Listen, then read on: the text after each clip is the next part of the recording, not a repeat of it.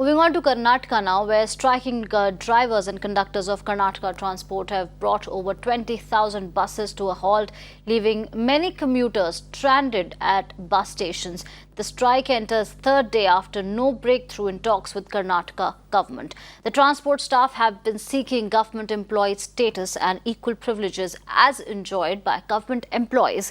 The staff have refused to call off the strike until the demands are met. For more on this, I am joined by Shrija, who's joining us on the broadcast. Good morning, Shrija. The strike has entered third day. I would like to divide my question into two parts. A, the plight of the staffers of the Karnataka Transport, and B, the plight of the ordinary citizens or ordinary people of the state of Karnataka. What is the situation as far as both the stakeholders in the story are concerned?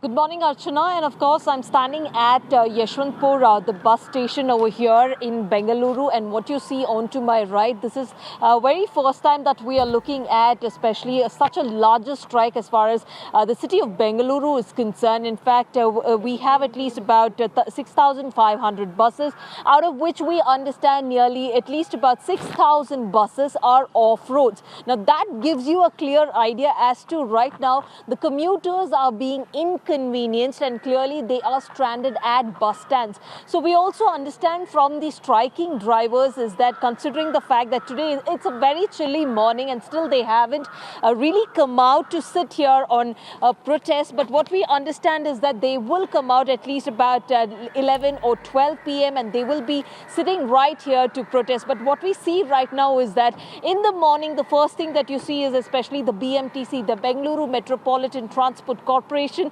out there on the roads, in fact, commuting on the city roads here and also carrying out their services for the commuters. But today it is, of course, something very different because you do not usually see these many buses stationed. This is apart from the bund that usually is being called.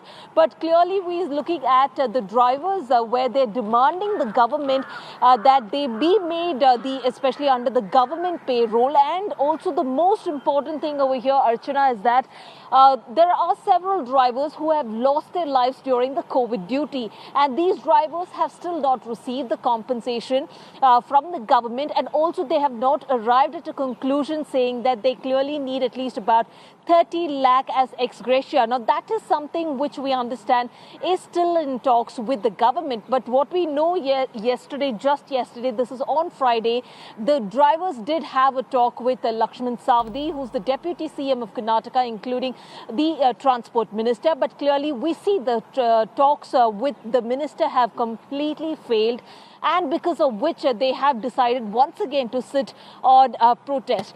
So just here, in fact, if you're really looking at the workers, the number of workers, there are nearly 1 lakh workers. On a daily basis, you have at least about 2 to 3 crore citizens taking the buses. So you can understand the extent of usage as far as the public transport in the city of Bengaluru is concerned. And of course, right now, already the BMTC is looking at a staggering, a huge loss as far as the corporation is concerned. Now this adds more to it, considering the fact the government is still not willing to pay heed to the demands. Back to you. Right, Shrija, thank you so much for that comprehensive update, that crucial piece of information coming in from Karnataka, where the strike has entered third day and the staffers are demanding an employee status of the transport department.